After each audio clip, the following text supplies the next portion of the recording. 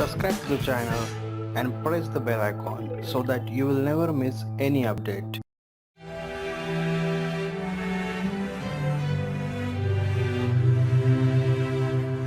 anybody of you tell what you have written? Ma'am, you? What you have written? You tell at least 2-3 points. What is the theme of question? What you understand? What you should write? What is? Aadhaar Act 2016 is money bill of Parliament of India. It aims to provide legal backing to Aadhaar unique identification project. Implications of Aadhaar on improving delivery of financial services. This technology will help India to develop into modern welfare state, which will give India secure digital ITSs. Checking wastage, this is point number 2. Checking wastage of public funds, corruption, fake degrees. Number 3, given the size of India's population, Aadhaar seems to be most effective way to organize payments in financial terms. Biggest impact will be on public who rely on government subsidies or subsidies related to food grains under National Food Security Act 2013. For example, holding on Aadhaar card for availing of cooking gas subsidy. There was also a case of 48% complaint in Andhra Pradesh government. Number 2, concerns of Aadhaar database on cyber security. India already deals with frequent cyber attacks from China and Pakistan. And I exhausted the word limit. I have not mentioned about privacy. Yeah, that's the point on cyber security. Cyber security. No, but breach of privacy by the government agency, not by the external actors. Database security, under that the point is cyber security, under that the example is cyber attacks from China and Pakistan. You have mentioned cyber attacks from China or Pakistan. But anybody else can tell? Please. Surveillance you are talking.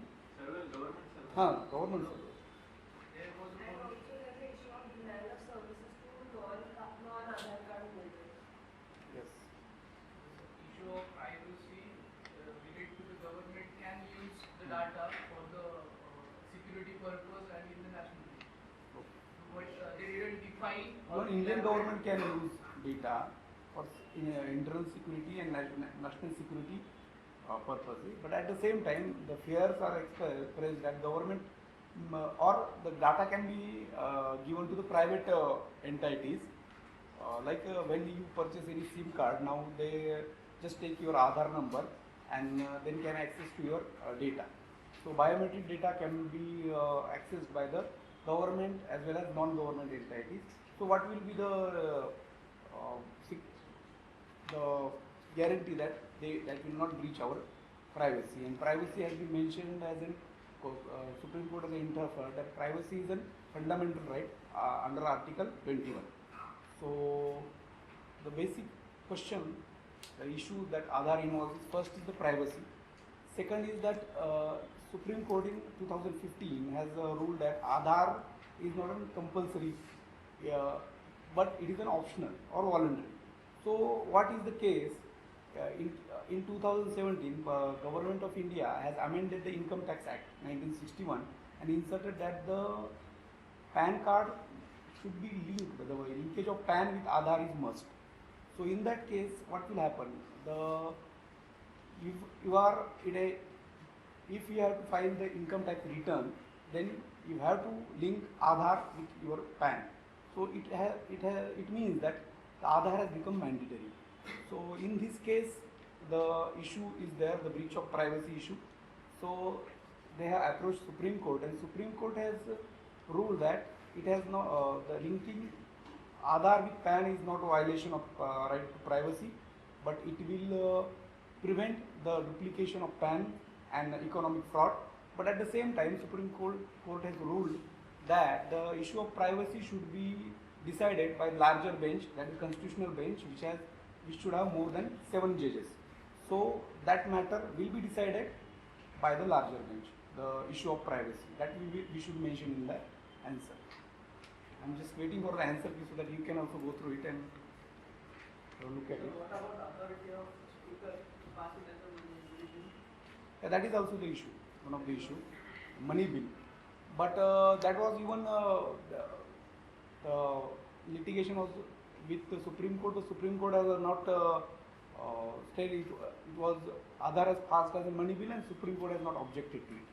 So it can be it was passed as a money bill.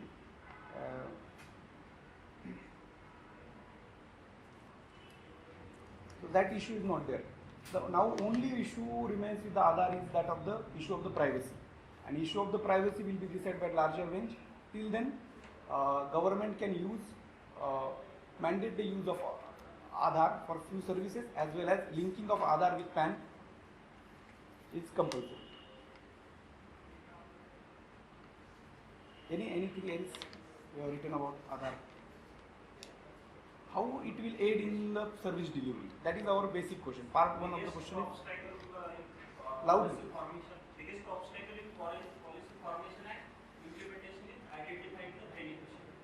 Yes. That is full in practice. Identifying the beneficiary, yes. The fake beneficiary or the person who are not biological entities cannot avail the benefits of any subsidy or the financial service. That is the biggest advantage. And also it prevents the duplication.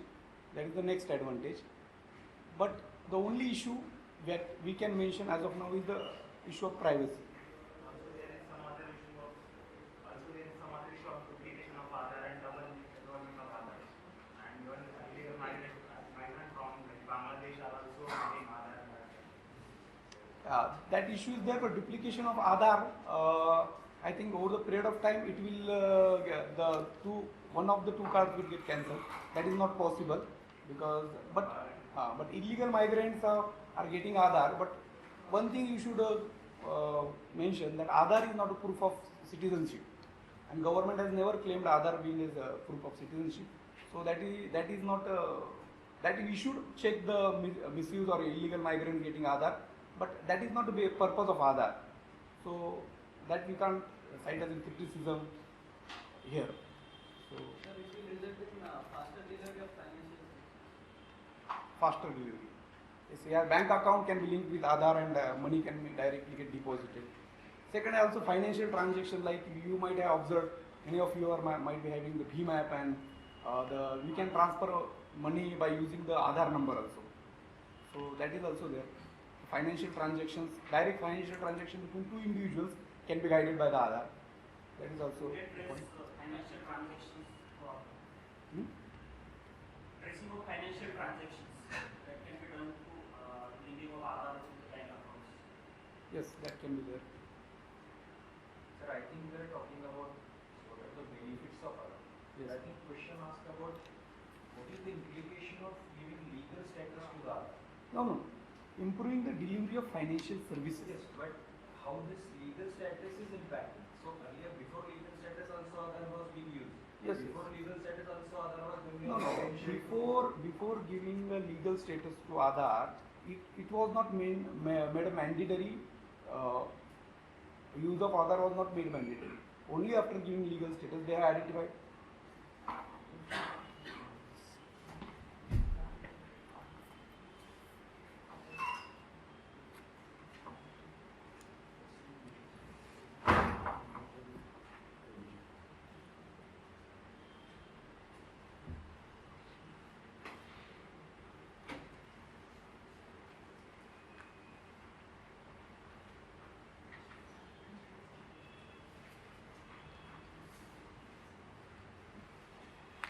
Implications will cover merits and demerits only. Implications that cover both, but mainly we should mention only 2-3 merits and the impacts of the giving it legal status. We should discuss issues. We have time of only 7 minutes in exam, so you should only write important merits. Not the negatives. Negatives we can cover in issues. Negative is the privacy. What negatives you have written? Subsidy available in Aadhaar. Hmm? Security issues. The security issues, privacy, that you can issue issues involved. You can mention there.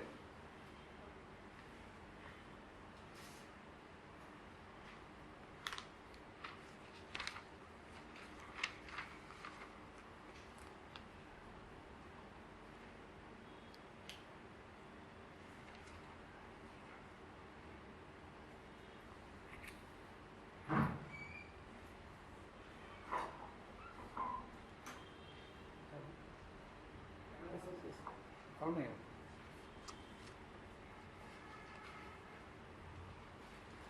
Camera असा adjust करा कारण ते comfortable झालं.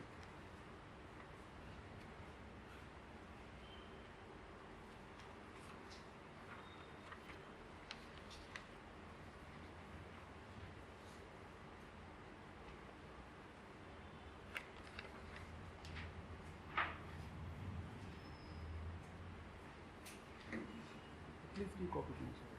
Any mistakes are there? I can find.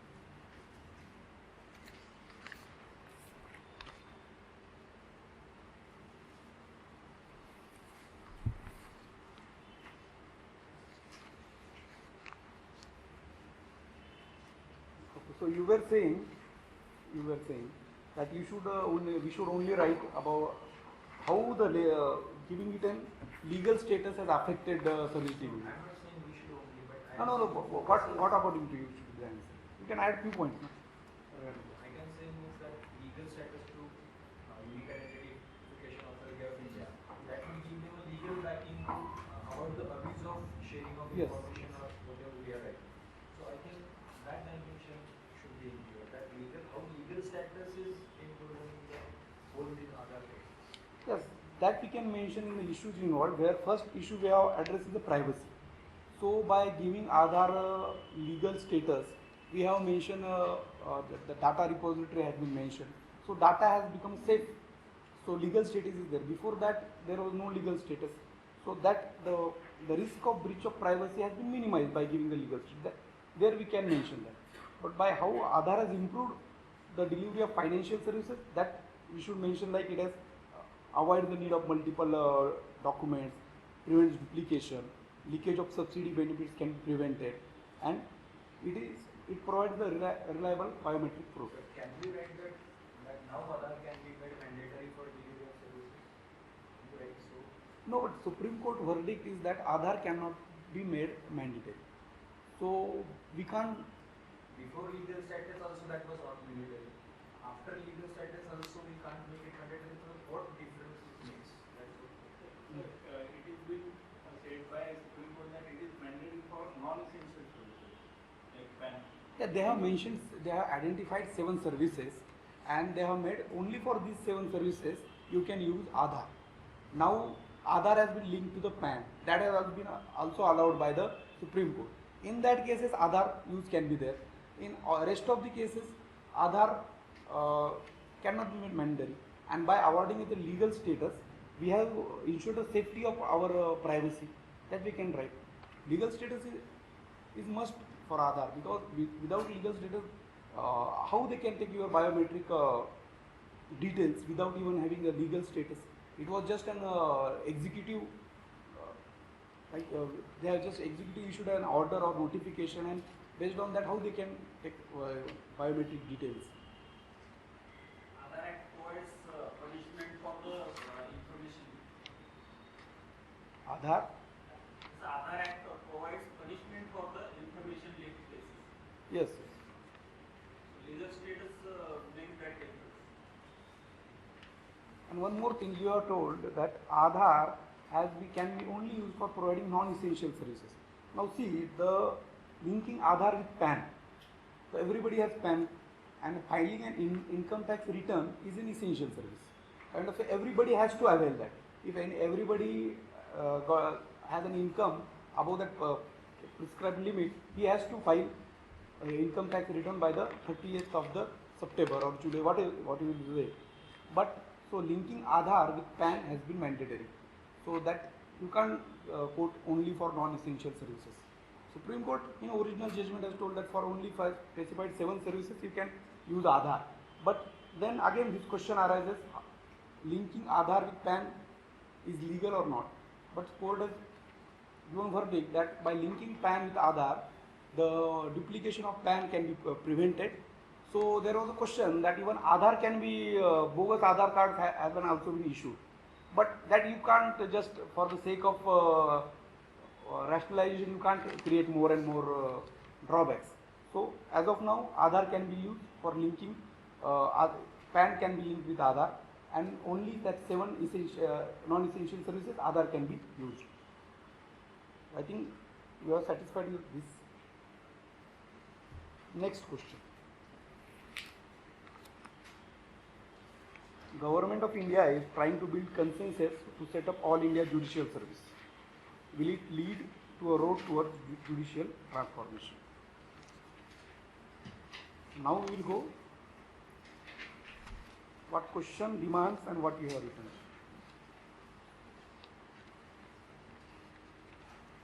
What is first impression of yours? What answer you have written? Again, should I read? Yeah, you read just important points. You have less time, no? That's all. So point 1 is Article 312 in Indian Constitution provides that Rajya Sabha passes a resolution with special majority. All India judicial services can be created. That is the first one. Number 2 is recently struck down of NJAC by Supreme Court raised the need of creation of transparent appointments. Okay. Then I have mentioned various law commissions, which is 1, 8, and 11, which have suggested the creation of AIJs. Then the advantages, for example, attracting bright and capable law graduates in judiciary, which can take over as judges in long term. Then objective of introducing the outsiders into high courts and the benefits of it, and also the implication of it because the rules in in state courts, high courts and district courts are in local language, so there could be an issue related. High courts are not in local languages. District courts. District courts. So there could be opposition on that front. Apart from that, all benefits. Fine. So you have mentioned most of the points, but first thing you should mention about that is All India Judicial Service has already been introduced by the 42nd Constitutional Amendment that amended article that inserted All India Judicial Services through Article 1312. After the recommendation of Swarna Singh Committee, that famous constitutional amendment done in the emergency, that has also introduced All India Judicial Service, but it has not been implemented. So now, please go through this answer. We can see what is the need. We should focus. What they have asked, one, two lines should be written about the All India Judicial Service. We must mention that it has been already, our constitution provides it through 42nd Amendment. Second, why it is necessary? There is a lot of vacancy in the lower judiciary, and what are its advantages? It has been written, and most of you are aware of all these advantages. But in case of criticism, you should know that most of the states, or not all states, but few of the states have enacted that even the language of issuing a decree or order of the lower courts lower to that of the high court, can be their local language. So in that case, this All India Judicial Service will recruit the judicial officer of or above the rank of additional district judges. So how they will get acquainted with the language of that particular state? That can be the one of the issue, but that can be solved. Like the same question, same is the case in case of All India Service officers like IAS officers, but that can be solved. Second is it will hamper the career progression of subordinate judges recruited by state through State Public Service Commission. As present, the judicial magistrate of first class and above are recruited by the State Public Service Commissions, and they get promoted to the rank of additional district judges, and district judges are appointed by governor. So is the present case. So in this case, this will hamper the promotion chances of the state of judges. So this has been opposed by the state government, and also there is a discussions on few of them can be promoted to as in judges of High Court. As present, judges of High Court has been appointed by the Supreme Court, Supreme Chief Justice at collegium system. So it may dilute, and as you all know that Supreme Court has struck down the constitutional amendment regarding NJAC. So that is the larger issue that is involved in the enactment of this All India Judicial Service. High Court is also opposing. High Court is also opposing. So regarding the French model, this was Yeah, this is we can adopt. this is based on French model only. In UK, and there are three models we can write if you want: UK model, US model, and French model. In UK model, judges are appointed by the separate committee. Like NJSC was partly framed on the UK model. In US, even non-legal experts can be the judges. And in case of French model, such a service is there, and they appoint judges through this particular service. So this All India Judicial Service is based on the French model, and that is one of the objective way of appointing the judges. Any questions regarding this? You please go on adding few points if you want, or if you feel that this model answer is imperfect, you please let me know.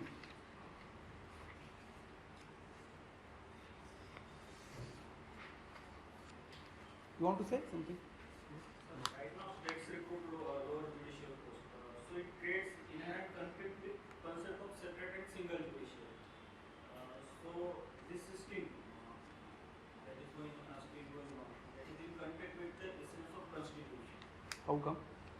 So judiciary should be separate. So here the judiciary is dependent on the state machinery for the recruitment. CJ has stated that they need 70,000 judges. Yes.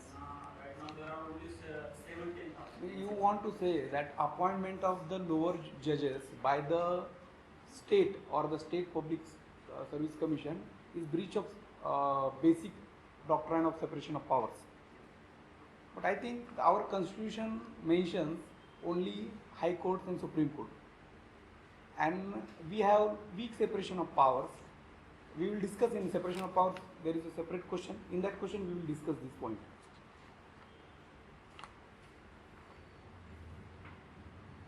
Shall we move to next question? It questions the federal structure of Indian polity, since the All India Judicial servants will be appointed by the center. Center But that, no, once, what is the provision for introducing any All India service? Can you tell? Rajya Sabha. So Rajya Sabha is a house which represents the states. So that provision itself is there to ensure that it will not hamper the interest of state. Once it has been passed by Rajya Sabha by 2/3 majority, it requires. So there is no question of. So we will move to next question.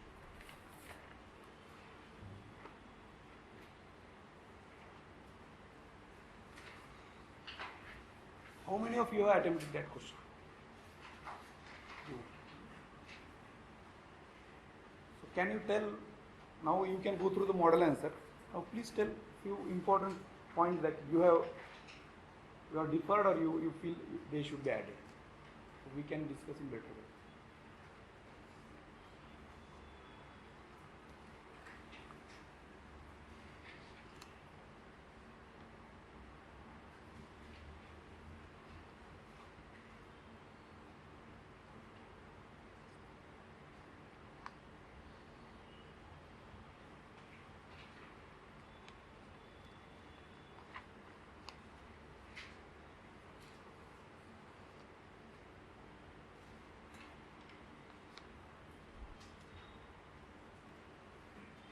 So what do you feel how cooperative societies has contributed to the development of rural area?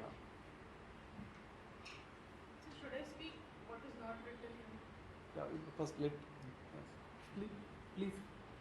I have written one point that cooperative societies provide an opportunity to disadvantaged sections like CST. Because under the 97 Act there is provision for reservation if they are the members of cooperatives.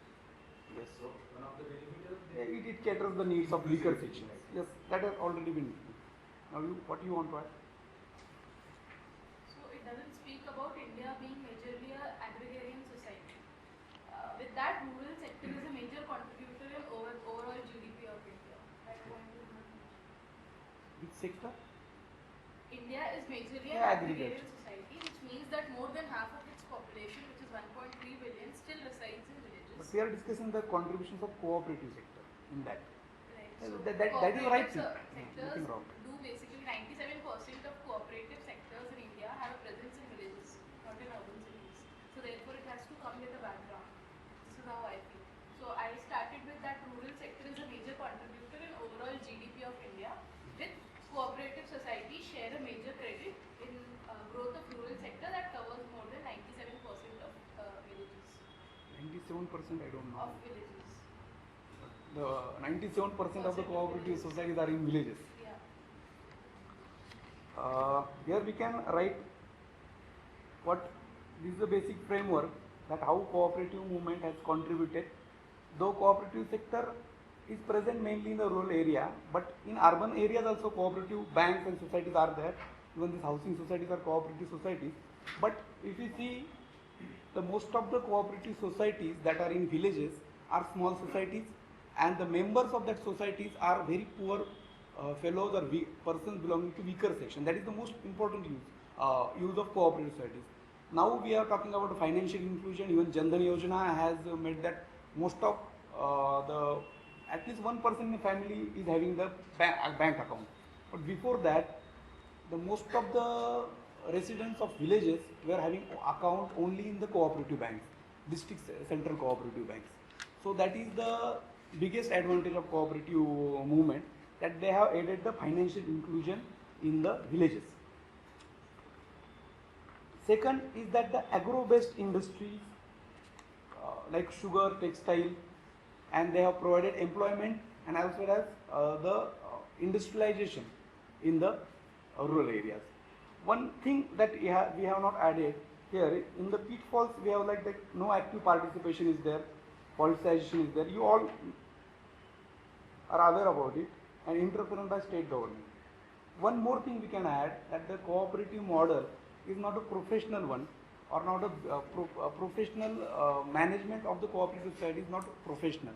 So in that regard, we the one committee has suggested that cooperative societies can be established as producer companies. Like producer companies, are you aware of producer companies? A producer company is a company where the shares cannot be traded in the at stock market, and everybody will have a single vote irrespective of his shares. That is the basic principle of cooperative societies also, and that is the basic principle of producer companies also. So by transforming cooperative societies in a producer companies, we can ensure the professional management. That point you can add. And how 97th amendment has empowered the cooperative movement. It has inserted formation of cooperative society as a fundamental right, the formation of unions. It has also inserted formation of cooperative societies. Also inserted Article 43B in the directive principles, that the voluntary formation, autonomous functioning and professional management of cooperative societies. States shall endeavour the autonomous voluntary formation, autonomous functioning and professional management of the cooperative societies. That has been inserted in the directive. Yes? Mostly cooperative society works on one person, one vote. So Yes. it gives power of decision making to everyone. Yes, Everyone. that's why I mentioned that is the biggest we can see the merit of the cooperative societies. If you hold the 10 shares of cooperative society and one person is having only one share, but both of you will have a single vote.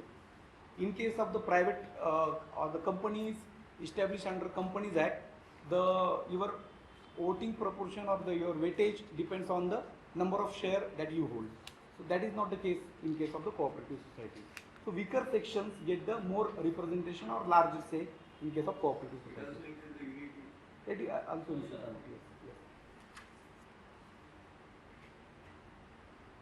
So what is the advantage of 97th amendment? What do you understand? We have written few points, but what is the crux of this? It will allow the reservation for SC or ST person and women. previously our state act has provided for the reservation for the SC and OBC, but it was not, it did not mention in the constitution. Now constitution has mentioned this, that the reservation should be there for SC, ST 1 seat and 2 for women, nomadic tribes, 1 for either SC or ST and 2 for women. This reservation facilitates the participation of weaker sections in the cooperative movement. Because if we see the cooperative movement, 40% of the cooperative movement is concentrated in only 2 states, state of Maharashtra and state of Gujarat. And in these 2 states, few dominant groups or few dominant castes control the cooperative movement.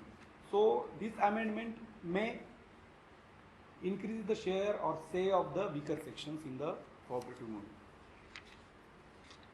And one more thing you might have paid attention, that providing independent professional audit.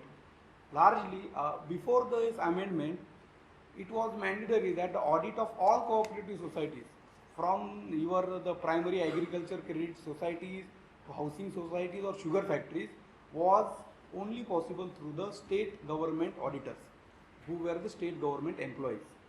So the cooperative societies were largely depend on the state government or state department of cooperation, but now they have allowed audit by independent private auditors. They will only give the gradation that this auditor is eligible to conduct or carry out audit of society having 200 members or 300 members, but state government auditors need not to, it is not mandatory for them to do audit only from state government auditors. This is one of the important. Lastly, is the concept of active member. This is the most important thing.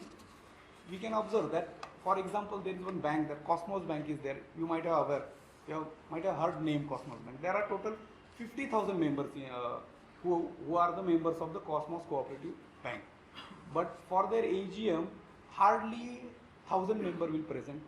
The 1,000 influential member will decide who will be on the board of directors, and remaining 49,000 members scattered in throughout the country will never present for the AGM. But the bank is working, I am just taking it as an example. This bank is working because there are total 50,000 members. So now this is the concept of active member. What will happen? From it will get implemented in 2019. After 2019, what will happen? Only active members. The active members means the members who have attended at least 3 AGM they should attend in 5 years. So those only can take part in the voting process. They only get the benefits. They will only get we get the profit for each shareholder. They are only eligible. So this concept of active members, the active members mean it will decrease the political control of cooperative societies. Over the period of time, the movement has lost its main objectives, and it has resulted as like a center of power for politicians. Like few politicians control sugar societies, few control banks, and they become like their private property. So this can be prevented by the ensuring the active participation. Can you repeat the criteria for active member? He should present for at least 3 AGMs in 5 years. He should actively participate in the annual general meetings of the cooperative societies. There is a provision for expert members additional to the 21 members. Yes, yes. There is. That would increase the professionalism. Yes, yes. That you can add here.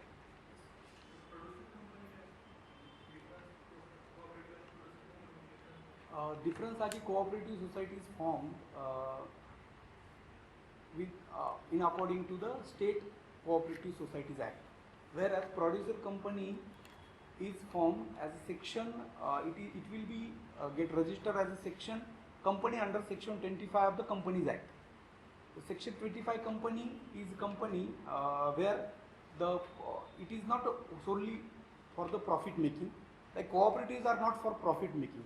Always keep this in mind. These are for the greater social welfare or social development. So same is case of the producer company. whereas other private companies are main aim or objective is the profit making. That is not case in the producer company. The main objective of producer company is the welfare of the shareholders. In case of cooperative societies is also the main objective is the welfare of the shareholders. So now question number 4. I want to hear from you. You can speak in language you are comfortable with.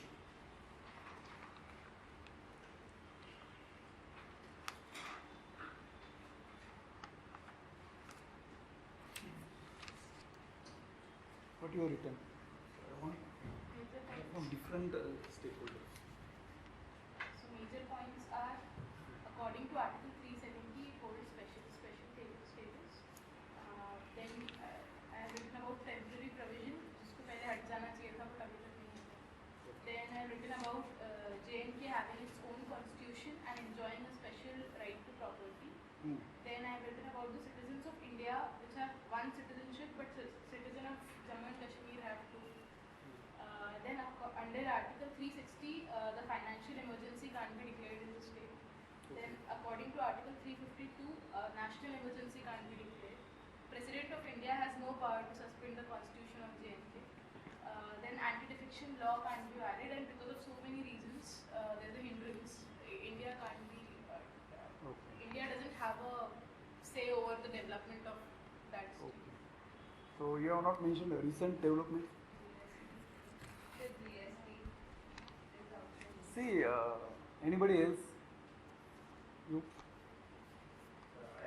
You just tell the theme of answer. Don't tell what you have written. This question from the angle, I took the stand in the initial itself that Article 370 is the provision for the special status. Any provision will not be a hindrance in itself if it is not. It is hindrance only if it is not implemented there. So I have written that current problems in JNK are not due to the provisions of Article 370.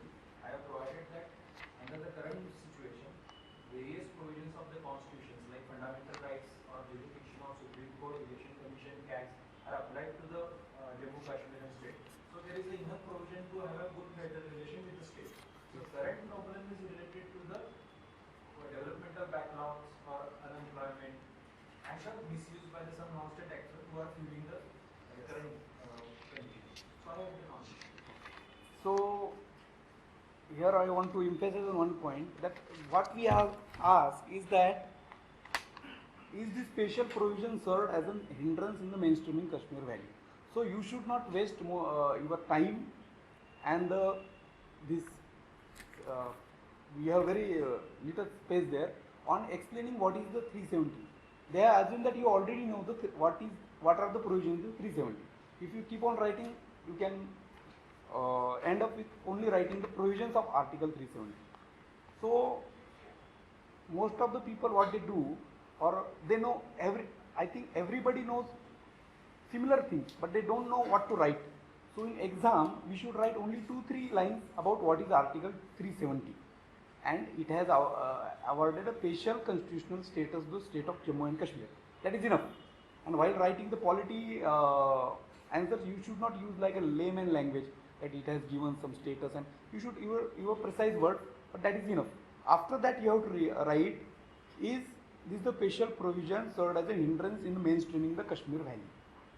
So first is that what is the present context?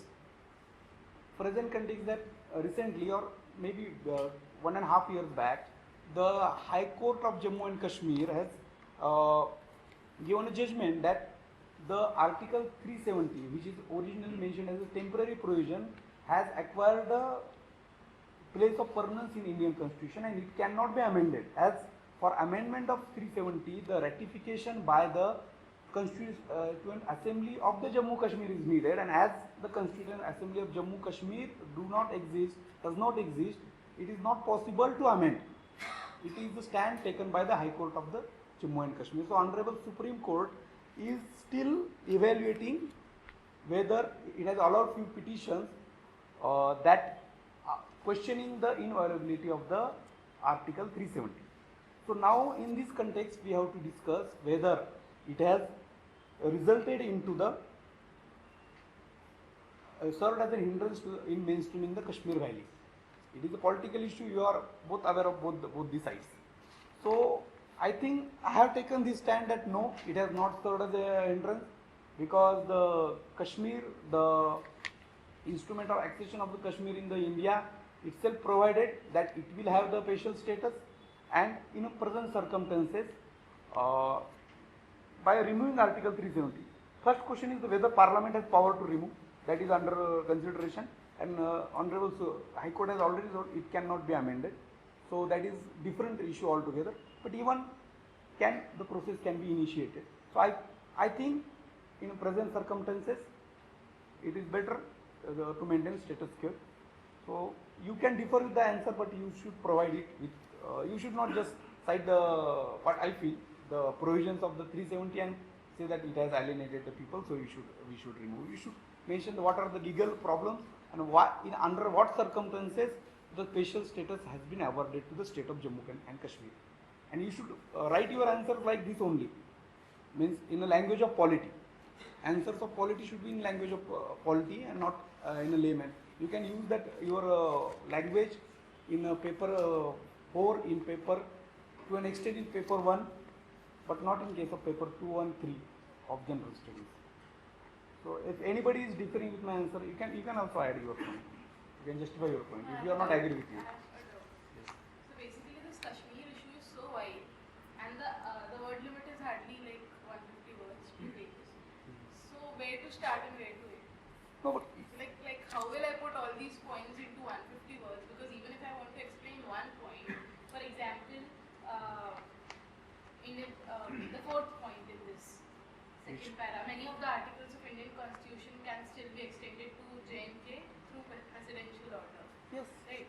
So there are 3 articles there, and there are 4 points. So total there are 8 points. You How have will to I- write only this. They know what are the articles that can be extended. You need not write all the articles. What like you can just quote an example. Like previously, the president's rule was the article. What is the article for president rule? State emergency. Previously, there was only governor's rule in the state of Jammu and Kashmir. But by the presidential order, we have extended the president's rule. That we can cite just an example. Like many acts and few of the articles of Indian Constitution has been extended to the Jammu and Kashmir. So this is only 1 or 2 lines you can write. These are hardly 8, 10 lines. You can, while explaining, you can go up to 50, 25, 20 lines. That is all. That is the only thing you have to write. My doubt is still not clear. Yeah. So I will not have the answer key when I'm writing the exam. Yes, So yes. let's forget this. one. Yes. I will have 10 points in my But head. this- And the issue would be too wide. So I want to cover all these things. Yes. So if you are at my place and you are supposed to write this answer, how will you start it and where will you end it? Like how will you frame the whole So story? don't see this as answer key. These are the answers written by me without referring any book like that. Means so what you can present context what you can write. We can see the recently the High Court of the Jammu and Kashmir has given a judgment that the provision 370, which has originally mentioned as a temporary provision in the Constitution, has acquired the state of permanence and it cannot be amended. First point. Second point, but the Supreme Court is evaluating the temporariness or the permanency attached to the Article 370. Third point. Now here is some. This has enough. So what we have to write that whether it has led to served as a hindrance. So in my opinion, it has not served as a hindrance because Jammu and Kashmir state has having the special constitutional status. It has already been mentioned in the status of that instrument of action, and it has been a part of Indian Union under special circumstances. So at present, the Article 370 should be there because removing Article 370, we may attract the breach of peace, or it may result in the further alienation of the people of Jammu and Kashmir. That we can write, and then other points. I read somewhere people of J&K do not want to be part of India. They do not want to be part of Pakistan. They want a country of their own. So this is out of context of this article. So you need to be like diplomat. if you want to write, you can write that. But this is how this is related to this Article 370. No, because you're supporting that it Whether- hasn't whether served as they- hindrance. they That is want why to I'm be- debating that how will I Whether they want to be part of India or Pakistan will be decided officially by the plebiscite. And India's stand is that plebiscite can be only hold only if we reunited the Jammu Kashmir and the Pak occupied Kashmir. So unless and until that happens, we can't take plebiscite, and before undertaking any referendum, how we can say that what they want. So only thing that the state assembly, I think today only the state government, today morning they have declared that Jammu and Kashmir government has declared that even if GST has been extended, or they are debating whether GST can be extended to Jammu Kashmir or not, they are assured that the extension of GST has nothing to do with the Article 370. Article 370 will be there in the Constitution of India, and this promise is given by this present government, and the BJP is a part of that government, and only that party has given the promise that 370 will not be diluted. So that this is the official stand of J&K and assembly, and I don't think without the support of J&K assembly we can dilute the 370. So I think it will be better we write answer that J&K, in case of J&K, Article 370 should be there, or at least as of now, no changes should be made in that. You are still unclear. I will read more. Yes, you will. In what can we do, the status of the Kashmiri policy of Vajpayee and the present government recently adopted for a former party in which opposition members also included. They will contact or make a dialogue with opposition extremist leaders also. So they said informal It formation. is there, but in case this is the question of polity, okay. So what we are writing again, I am telling you should write only language. You should use the language of polity, and you should not write other what we are. We should stick up to what is mentioned in Article 370, special status to the Jammu and Kashmir. There is a demand of more autonomy. If you are saying they want to be, they neither want to be part of India or Pakistan, that means they want autonomous status, complete autonomy. But at least we can say the people of Kashmir Valley wanted more autonomy. That is the Kashmiriyat. Last para we have mentioned that Insaniyat and Kashmiriyat can go along with Jamhuriyat, that is democracy. So democracy is what? Democracy is nothing but we should try to meet the aspirations of the people. So they want their distinct identity as in Kashmiriyat within the Indian state. And that is what our Article 370 provides. So you can use any of this language, but you should. And suppose if question demands in other context or other of the world, is it a political question that's solved by political means? So if GS2, then all other points. Yes, you can write. See, even here also you can write that we can amend or we can remove the temporary provision of Article 370. In this case, we can say that it is temporary and already 70 years has been passed. So now, for how long period that this temporary article has a role, we can write in that way. Like it's a question of reservations. Reservations in case of the political reservations. In case of like every 10 years we do a constitutional amendment. You can write in either way, but it is your choice then. I will suggest that it should be there.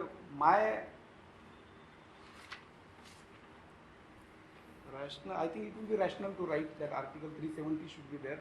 You just imagine a scenario that Parliament has started process of or debating the removal of Article 370. What will happen?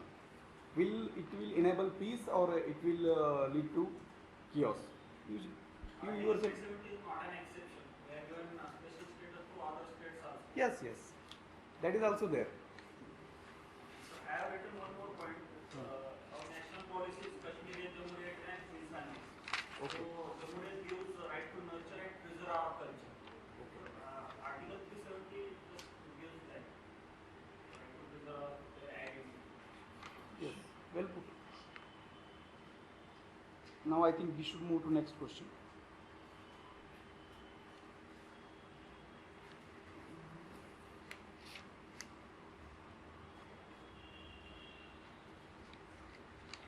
How disinvestment or strategic sale will it result in improvement in the governance? This was very easy question. This questions will be there. Just here you should write answer. It show that you are very clear with the concept. What is the disinvestment? What is the difference between disinvestment and strategic sale?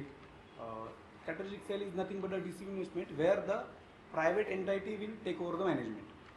And also you can write advantages. We have some of like it will reduce the financial burden of government. Like government spend most of the part of budget in just paying the debts or interest. So that can be prevented. Then you might have our national investment fund, which was I think established in 2005. 5% of the proceeds of national investment fund can be utilized for the social security schemes like Manrega and others. That will serve as another source of finances for the state. All these points. So this recently government has decided to sell it to Air India or make a disinvestment.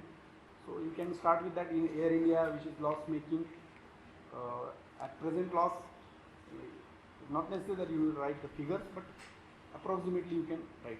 And I have given these points. These points are nothing but you can start with these points only. You just convert the points in the sentences. That is what I wanted to. Instead of writing in sentences, it will not seek much attention, or you may forget easily. That's why I made it in bullet points. But you can convert it to sentences. That's it. Because when we write by using ink, it will take more pages. At least it will take 1 or 2 pages when we convert it into sentences. You just try one. Anything else in this question? Anything you want to add? Question about PSUs, are they really loss making? So there were allegations on Air India that they were not operating flights on the profit making routes. Okay. So they were benefiting their private competitors. So you have raised a doubt. You have doubt whether they are loss making or they are purposefully making a loss. But one thing you should note that government of India or any government in today's scenario, we are not a communist economy, or we are basically market economy, by and large market economy. So role of government should restrict to the providing essential services. So do you think by this operating in Air India or the air carrier service, do you think this is the part of government or the responsibility of government, or running hotels? This was there before the era of liberalization, where private players were not allowed or they were not interested. Like we still can argue that government of India should operate Indian railways. Like if private players are allowed, the extension of Indian railways in northeastern states may not be there, because it may not be financially attractive or profit making for them. Even government of India took 70 years for launching new line, or so in such cases. But do you think the Air India should be operated by the government of India? So now here you can't debate like we should the private players should not be allowed. Okay, we have already allowed them. In this context only you have to write that whether government should operate or provide the non-essential services. Okay. Anybody else? You have written. What is the answer? I don't have anything new. I've written only one negative point where there will be rises in airfare. So one side we have Udan and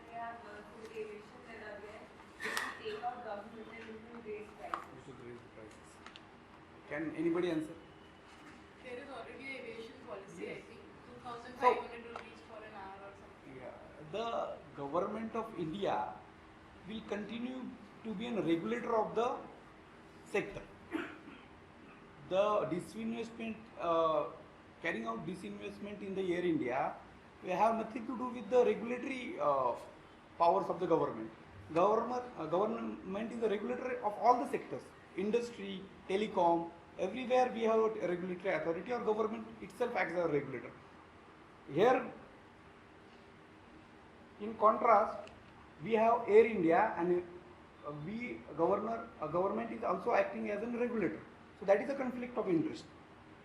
The government has its own player in the market and at the same time government is acting as a regulator. So that will be better if we privatize Air India. Government will solely act as a regulator. There will not be conflict of interest on government side. So we have mentioned conflict of interest of government as a regulator and operator, I think, will be minimized. Shall we move to next question? Question 6.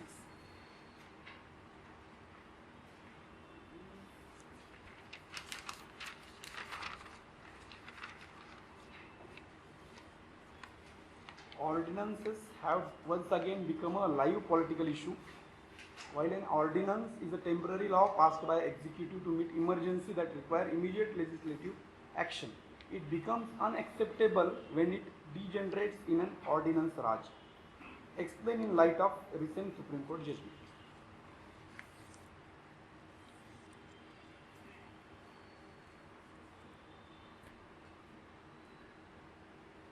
So, to start with this, you should know what is the recent Supreme Court judgment. Who has attempted? What you are written? President under Article 123 and Governor under Article 213 are empowered to issue ordinances. According to Constituent Assembly, the purpose of ordinances is to maintain public order and security of nation. However, ordinances have been issued by successive governments to deal with non-extraordinary matters, leading to vicious cycle of ordinance riots.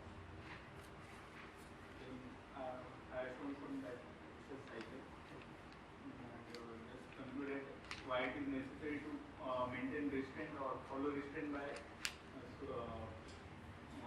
respective governments in the interest of maintaining the dignity of legislature. Have you mentioned this judgment? Recently, Supreme Court has given judgment in 2007, I think in January 2017. Who has mentioned that judgment? You? I mentioned previous to I haven't heard it. mentioned previous to mentioned previous to super No, case what recent judgment we are? You can please. Vishnu Kumar Singh versus Yes. State of Bihar. So recently, Supreme Court has passed Krishna Kumar Singh versus State of Bihar. So now we have discussed that ordinances can be issued when emergency exists or in extraordinary circumstances when one or either of the House of the Parliament is not in session, Parliament is not in session. Only in that case or when the grave emergency exists, only under such circumstances the Parliament can, the government or the President or Governor in case of states can issue an ordinance. That is the first thing. So over the period of time what has happened, the state government are started issuing ordinances and few of the ordinances they keep on extending them without discussion or without putting them in the state assemblies or the parliament. But mostly this has happened in case of the state assemblies. So if you see in case of Krishna Kumar Singh versus State of Bihar, the court has observed that few things you should take, government should take care of. First is that ordinances should be placed before the legislature as soon as possible. The time limit in the constitution is the 6 week after reassembly. So within that place that ordinance before the legislature. Second is they are subjected to judicial review, and third is the acts done under lapsed ordinances will not survive. These three things they have mentioned in the Krishna Kumar versus State of Bihar judgment. So historically also there are few judgments related to ordinance. First is the R.C. Cooper versus the Union of India. This judgment was after the bank nationalization case. When in 1969 government had issued an ordinance through which government has nationalized 14 banks, private banks. So that has been challenged in the Supreme Court, and Supreme Court in R.C. Cooper versus Union of India case held that President's decision of issuing an ordinance could be challenged on the ground that immediate action was not required. So was there any grave emergency that government today only has to nationalize private banks? No. This was the famous R.C. Cooper judgment.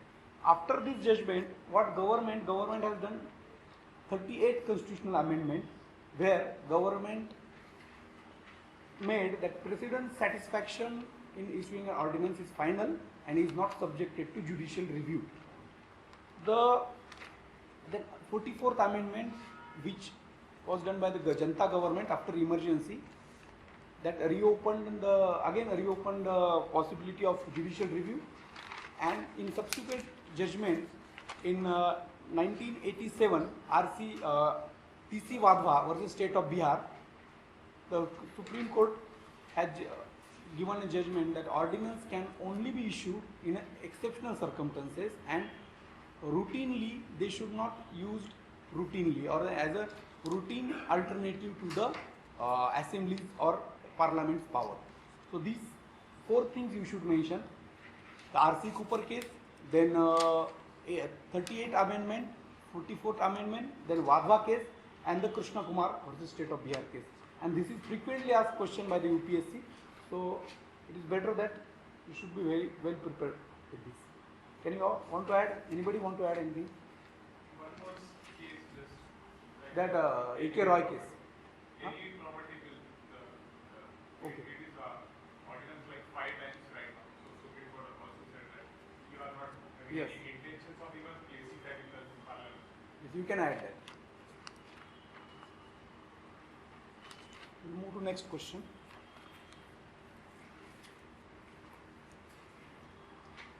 Interstate river dispute between two or more Indian states is one of the perennial federal issue that India is facing since independence. What are constitutional provisions, and each constitution of ad hoc tribunal provides efficient mechanism. So what is, in your opinion, what are the constitutional provisions, and is ad hoc tribunal provides efficient mechanism? Can anybody tell?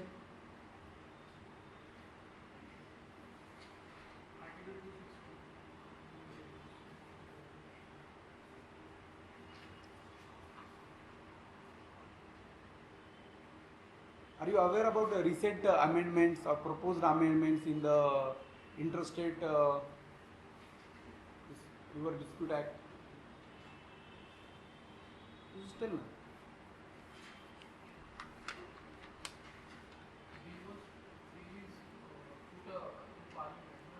But what are provisions? Multiple tribunals and single parliament tribunal has to give its verdict within period of 4 months. So they have specified a time limit. They have made this ad hoc tribunals permanent thing. They are different tribunals for different disputes. So they have made this as one entity. Second is that you might, I don't know whether you are aware or not, First, they will try to attempt the resolve dispute through dispute settlement panel, and if it didn't get don't get settled, then only they will approach to the permanent tribunal. This is the proposed arrangement. At present, directly we have to set up an ad hoc tribunal, and it will give an award, and the award cannot be challenged. But first of all, we should know that this water is state subject or union subject? State subject. But interstate river is a state subject or union subject? Union subject. It is the entry 56 in the union list. That is a river. Under that, River Board Act 1956 was passed, and this act provides the constitution of the river boards. River boards are the permanent structures, but till date no river board has been formed. The Ganga River Board Basin Authority was formed, but that was formed under Environment Protection Act and not under this board, River Boards Act. So the arrangement through this was possible, but never attempted. Then there is also Article 262(1) of the Constitution that provides the settlement of disputes, interstate river basin dispute, and under that act, Interstate Water Dispute Authority was formed, and that authority provides the ad hoc tribunal. But as you know, the judgment given by the ad hoc tribunal is a final and not subjected to any appeal before any court. But even after that, the appeal were made, and even Supreme Court allowed appeals. Can you tell how it occurs? Under special leave petition. So very purpose of the act has been defeated, and also the many times like a famous Kaveri dispute, many times center itself seek a presidential opinion from the Supreme Court under Article 143. So the very purpose of act was defeated. So even the Panchi Commission, Panchi Interstate Commission, which has given many advices in improving the interstate or center-state relations, as that there should be permanent body. It should have a multidisciplinary exercise. So now new permanent board will address few of these issues. But most important issue is what in case that state resort to the special leave petition under Article 136. That can still happen even if new amendments in the act. So this is the case, we can write that.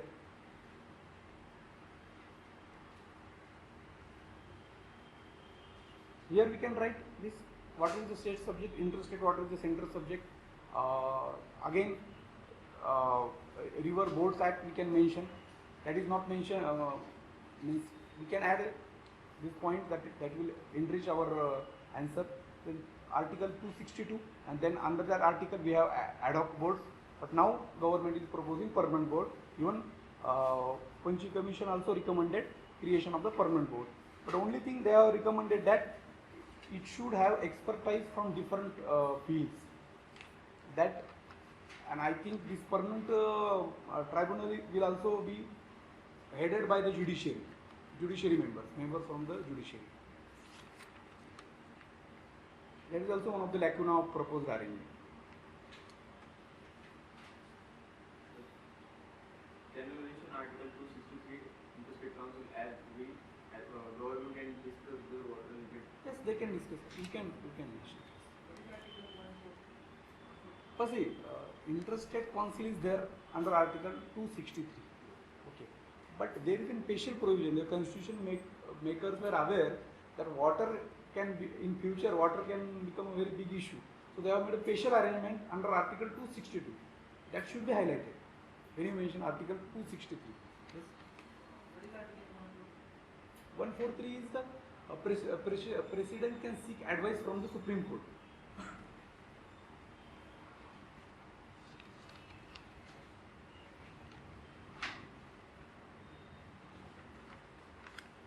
Shall we move next question?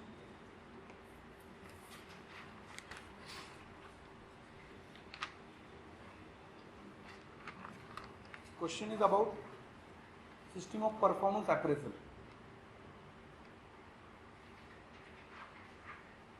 and discuss the need of systemic reforms in the performance appraisal. So I want to hear answer from you, because this is the open-ended question. You can, even if you know not aware about many things, you can add your own points. Can anybody tell what you have written? Confidential reports are under the scheme of the series. Okay. So we did key area assessments like government of Maharashtra. Just to be like they are using key area assessment for the Yes. commissioner sector. Very good point. These KRA norms are there in place in case of government of Maharashtra. They have developed key areas for each department, and they will access the performance particularly of the senior bureaucrat in that particular department. The performance of secretary and above in particular department will be decided based upon the key their department's performance in key areas. That is very good point he has mentioned. You can add that. Performance appraisal is subject to Yes, that we have mentioned. First is that at present annual confidential reports are gathered or prepared of each and every employee except class 4 or group D in present classification. All other employees group C, A and B and A, they are subjected to annual confidential report are prepared of each of them, and the annual confidential reports are prepared by their seniors or the superior, and they are mainly mostly subjective. I don't know whether anybody you are working in government or are acquainted with the ACR form. Have you seen ACR form? What is mentioned in the ACR form? That first employee has to fill that form. Employee has to fill what remarkable or noticeable thing he has done in previous year, how he will grade his own performance, and then his superior has to fill few questionnaire that how about his integrity, his spatial ability, his interaction with the public, his attitude towards the weaker section of society, and lastly he has to give grade whether A plus, A, B, B plus and B, like that. So it is mainly subjective. If that most of cases what happens is that particular employee is having good relations or in good rapport with maintain good rapport with the superior, he will give A plus. So he will under constant burden or pressure that I should maintain good relations with that of my superior. Even in case of ethics you can use that. For that he afraid of going against or descending or expressing different view than that of his superior. So this is how present system works. So objective criteria are not there. In case of corporate world, the 360 degree review is there. There are many questions, objective questionnaires are there, and based on that we can access and review, we can evaluate performance of employee. So that can be even in case of government also we can introduce that. And second is that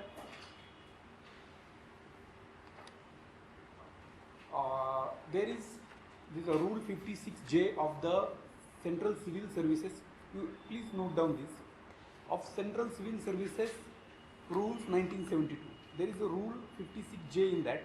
Even recently the present government in 2015 had issued an order which was in accordance with the rule 56J of CCS 1972.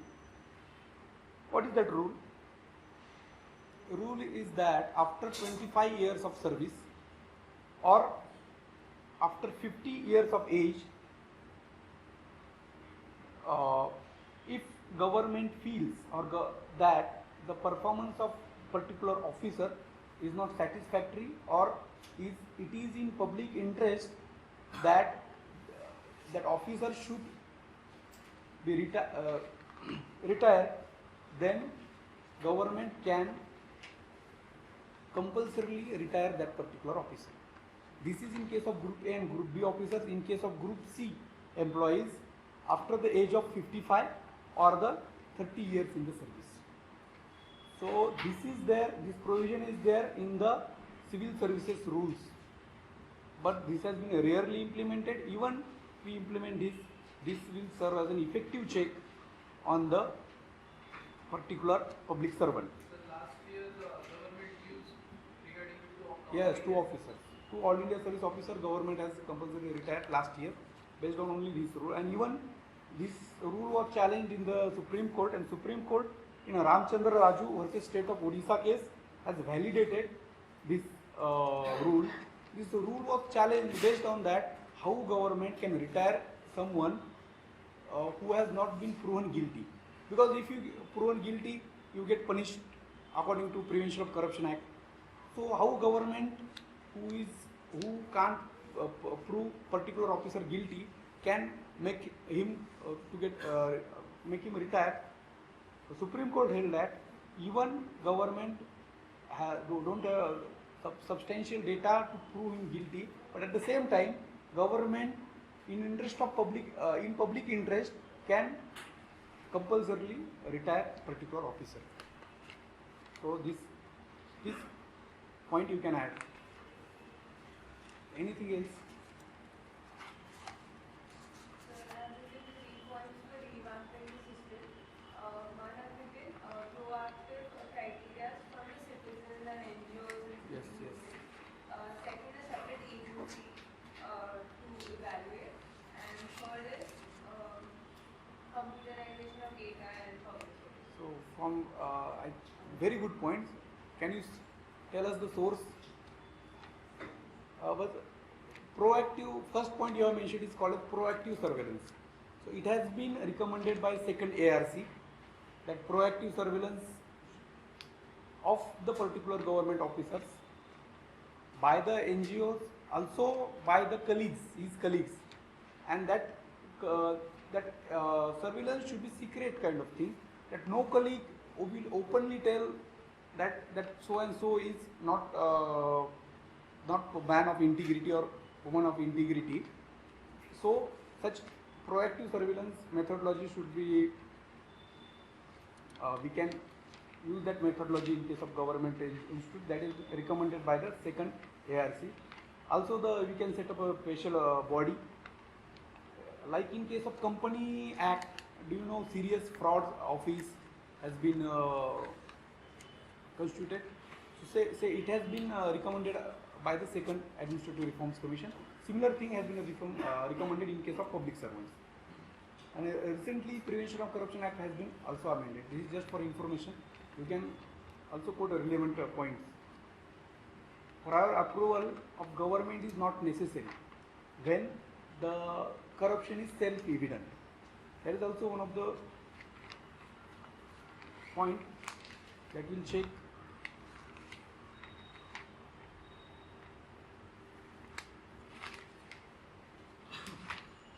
Question number 9. You want to write? I have mentioned one point, but I just want to know whether we should maybe better. I have mentioned that while assessing the performance, we should not only rely on the government data, what we will. There can be a supportive documents or data by the NGOs and other. Yes, I think you have mentioned that point. The help of NGOs or civil society can be taken. Proactive surveillance. You have mentioned. Provision for social audit, yes. How do we link that with tool of control and development? That's just one point over there. Yes, It is yes. just one tool that the 60%. If you want us how we can relate this to development, when civil servant, when we ensure the civil system which ensure the accountability, integrity and transparency of civil servant, then ultimately it will result in development of the society, isn't it? That is what we mean by development. Question number 9.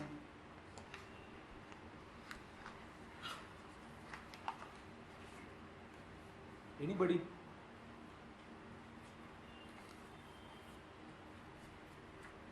Have you written? Question number 9. No? Sir, the come time होता है. Here I am learning to write. 102nd amendment. 102nd or first? I think it's 101st. I think it is first. Sorry, GST is first, is second. Amendment. Amendment or proposed amendment? It has already passed. President has given us a Both.